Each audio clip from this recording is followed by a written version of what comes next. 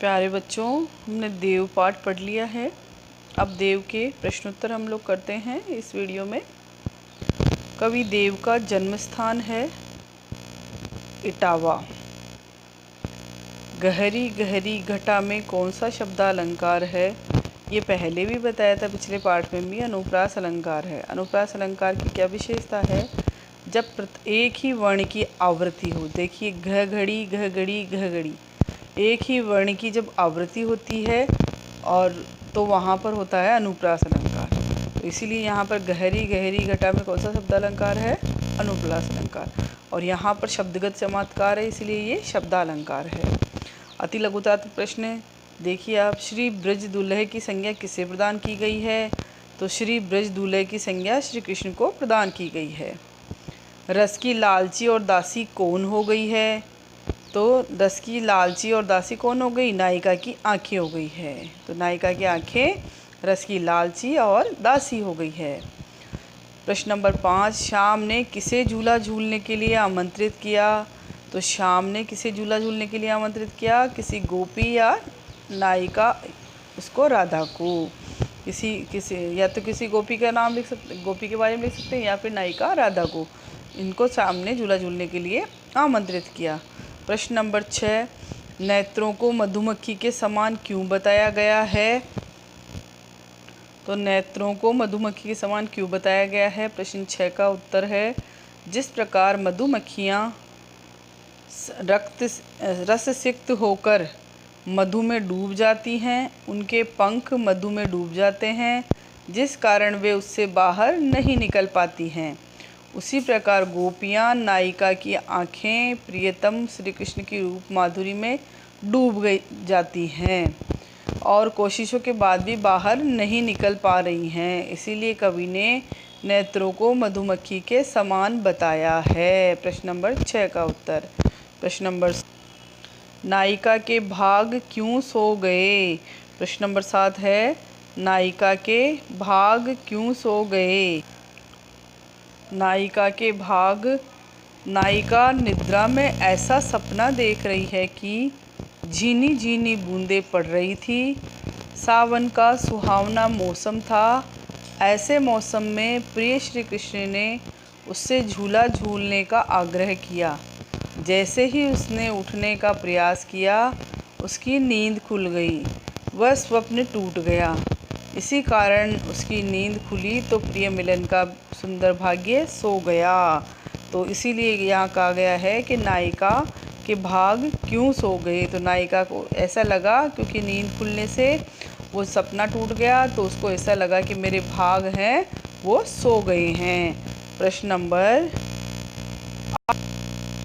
जे जग मंदिर दीपक सुंदर से कवि का क्या तात्पर्य है? प्रश्न नंबर 8 है, जे जग मंदिर दीपक सुंदर से कवि का क्या तात्पर्य है?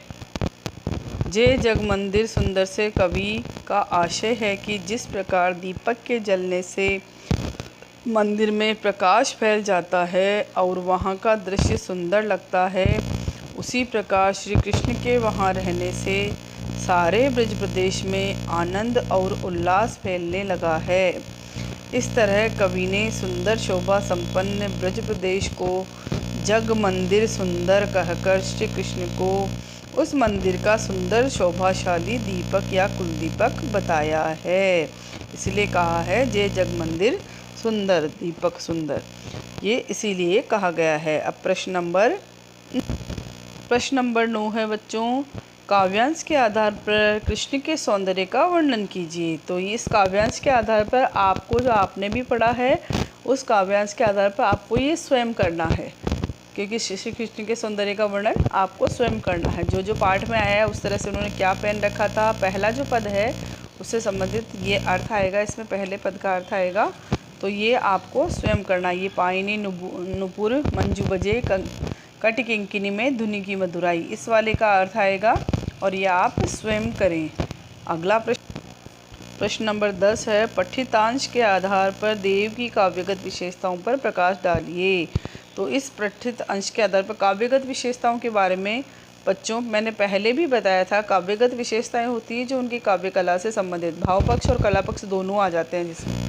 तो उसमें क्या छंद है, क्या अलंकार है, उसकी भाषा कैसी है, उसमें रस आया है क्या, ये सारे जो भी पक्ष होते हैं, कला से संबंधित जो पक्ष होते हैं वो काव्य पक्ष, काव्य कला में आते हैं। और भाव पक्ष होता है जिसका सार रूप में, कि इस पाठ में क्या कहा गया है, वो सार रूप में आता है। तो भाव पक्ष और कला पक्ष दोनों मिलाकर काव्य सौंदर्य बनता है, इनका काव्यगत विशेषता ही बनती है। तो इसको हम देखते हैं, देव की काव्यगत विशेषताएं। देव रीतिकालीन रीतिबद्ध काव्यधारा में अग्रणी कवि आचार्य माने जाते हैं। बच्चों थोड़ा सा मैं जानकारी दे दूं आपको, रीतिकाल जो था उसका समय था 1700 से 1900 विक्रमी संवत, ये समय रहा था।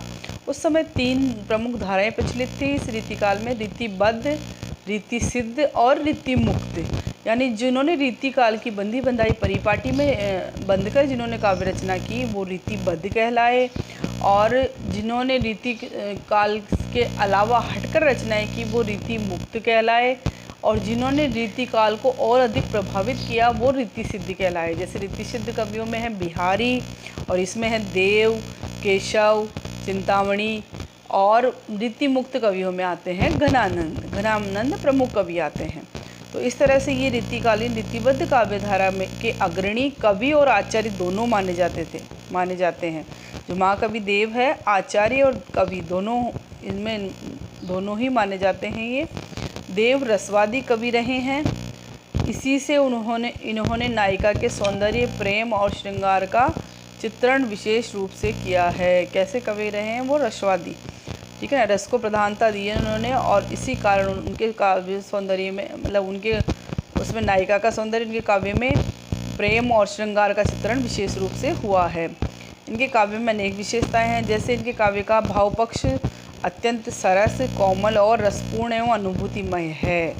भाव पक्ष की अगर बात करें तो हर एक पद का अलग अलग अर्थ आ रहा है, परंतु सब सरस है, जो सामान्य अर्थ निकल रहा है कोमल, रसपूर्ण और अनुभूतिमय है, हमें अनुभूति देते हैं। इन्होंने नायक नायिका के मिलन, विरह और प्रकृति का आलम्बन उद्दीपन रूप में मनोहारी चित्रण कर श्रृंगार रस के दोनों पक्षों का निरूपण किया है। नायक नायिका के मिलन का, विरह का और प्रकृति का भी आलम्बन उद्दीपन दोनों ही रूपों में चित्रण किया है इन्होंने। कर श्रृंगार रस के दोनों पक्षों का, श्रृंगार के संयोग और वियोग दोनों पक्षों का चित्रण किया है इन्होंने। भाषा बहुत सुंदर, ललित, भावानुकूल और ब्रजभाषा का अत्यंत सरस प्रयोग हुआ है इन्होंने। इनके काव्य की भाषा ब्रजभाषा है, जो बहुत ही अच्छी है, बहुत सुंदर, ललित और भावानुकूल है। शब्दों एवं वर्णों की आवृत्ति, ध्वनि, बिंब और शब्द चित्र आदि के प्रयोग में सिद्धहस्त है। शब्द और वर्णों की आवृत्ति यानी बार बार आना हुआ है, ध्वनि बिंबों का प्रयोग किया है इन्होंने, और शब्द चित्र आदि के प्रयोग में ये सिद्धहस्त हैं। इन्होंने अनुप्रास, यमक, उपमा, रूपक, मानवीकरण आदि अलंकारों का प्रयोग किया है। छंद प्रयोग में कवित्व और सवैयों का प्रयोग, छंदों का प्रयोग हुआ है। कवित्व सवैये दोनों आए हैं हमारे इसमें, कवित्व सवैयों का अधिक प्रयोग किया है। काव्य भाषा में संस्कृत, प्राकृत और उत्तर भारत की अन्य बोलियों के शब्दों का इसमें समावेश किया गया है। तो ये इनकी काव्यगत विशेषताएं हैं बच्चों, जो आपको प्रश्न नंबर 10 में करनी है। अगला जो प्रश्न नंबर 11 है, निम्नलिखित पंक्तियों की सप्रसंग व्याख्या कीजिए। पायनी नुपुर मंजू बजे, कटी किंकिनी में धुनी की मधुराई, और चाहती उठो योई उड़ी गई सो निगोड़ी नींद, वेई छाई बूंदी मेरे आंसू हवे द्रगन में। इन दोनों की सप्रसंग व्याख्या आप पहले ही कर चुके हैं, क्योंकि हमें पूरे पाठ की व्याख्या करनी है तभी पाठ समझ में आएगा, तो इसीलिए इसको दोबारा नहीं करना है। इस तरह से ये आपके प्रश्नोत्तर पूरे हुए। अब थोड़ा सा मैं प्रश्न आपको गृह कार्य के लिए भी दे रही हूँ, उनको भी आप कृपया नोट कर लें। गृह कार्य में ना आप अपनी नोटबुक में नोट करिए। गृह कार्य के रूप में है प्रश्न नंबर 1, सपना टूटने पर नायिका की कैसी स्थिति हुई, कवित्व के आधार पर लिखिए। प्रश्न नंबर 1 है, सपना टूटने पर नायिका की कैसी स्थिति हुई, कवित्व के आधार पर लिखिए। प्रश्न नंबर 2 है, कवि ने कृष्ण को ब्रज दूल्हा क्यों कहा है, स्पष्ट कीजिए। कवि ने कृष्ण को ब्रज दूल्हा क्यों कहा है, स्पष्ट कीजिए। प्रश्न नंबर 3 है, फूली न समानी, नायिका फूली क्यों नहीं समा रही है, इसका कारण लिखना है। नायिका फूली क्यों नहीं समा रही है। और प्रश्न नंबर 4, महाकवि देव का आचार्य प्रमाणित करने वाले ग्रंथ कौन कौन से हैं। महाकवि देव को आचार्य प्रमाणित करने वाले ग्रंथ कौन कौन से हैं। तो प्यारे बच्चों, ये प्रश्नोत्तर हो गए हैं महाकवि देव के। अब अगला पाठ हम लोग पढ़ेंगे। तब तक के लिए आप लोग वीडियो देखते रहें, प्रश्नोत्तर करते रहें। ठीक है ना। धन्यवाद बच्चों।